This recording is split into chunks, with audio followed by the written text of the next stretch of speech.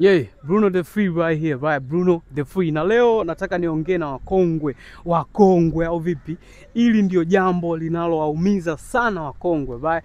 Wakongwe, naposema wakongwe namaanisha watu wenye utashi wa jambo fulani au walilofanya hilo jambo kwa muda mrefu, watu ambao walikuwepo sehemu husika kwa muda mrefu, wanajua vitu vingi katika sehemu hiyo, right? Wakongwe ni watu ambao wana misingi yao na wana vitu wanavisimamia, wanavifanya. Umeona? Wakongwe wanafanya vitu vingi poa na ni wengi huwa wamefanikiwa katika jambo, wengine wanakuwa hawajafanikiwa, lakini wote tunawapicha kama wakongwe kwa sababu wapo kwenye hilo jambo kwa muda mrefu, right? Sasa wakongwe kwenye jambo lolote, iwe gym, iwe maisha harakati, iwe nini, yoyote mkongwe, niko na wewe hapa kwa sababu kuna vitu inabidi tuzungumze. Wakongwe wamekuwa wanachuki au wana hasira au hawapendi lei sana au hawafurahii wanapokuja uzao mpya katika harakati zao. Yaani inapokuja kizazi kipya kwenye harakati zao, wakongwe wengi hujisikia vibaya, pengine uona kama hawa wadogo wanakuja kuharibu mifumo au kuharibu games, right? Lakini kumbe si sahihi, sawa? Si sahihi. Kitu ambacho hawataki kukubali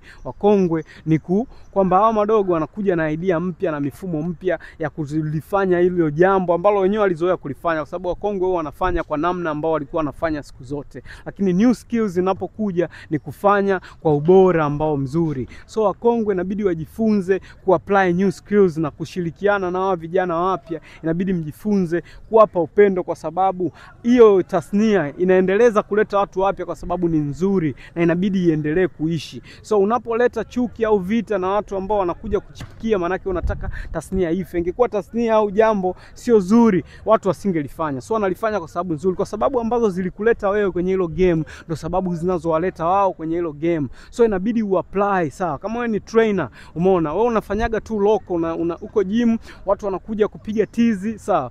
Wanapiga tu tizi kawaida, unawafundisha, wanakulipa. Lakini madogo wanapokuja, wanashoot clips, wanatengeneza idea zao, wanapeleka YouTube, waendelee kupata watu wengi kwenye jambo lolote au vipi. Hata kama biashara, watu wanakuja na idea zao, wanashoot, wanatengeneza ili wapate zaidi watu na wafuasi. Ndio dunia inavyobadilika. So wewe unachopaswa kufanya sio kuchukia wanachokifanya hawa watu, sio kuweka chuki dhidi yao, ni kutengeneza namna ya apply, sawa?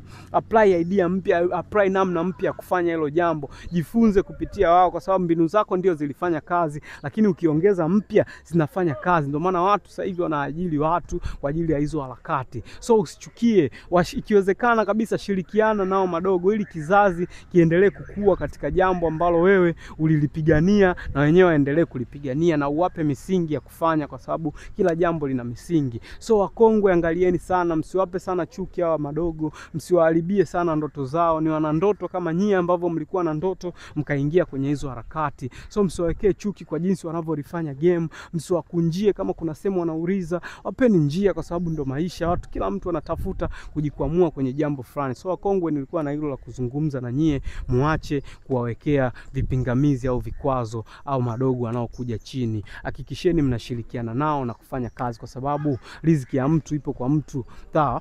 Mungu amempa kila mtu riziki yake, mtu hawezi akachukua iliyo yako. So ni jambo la kupambana na kujiamini, msijishushe, msishindane nao madogo, shirikianeni nao. Yeah, Bruno the Free.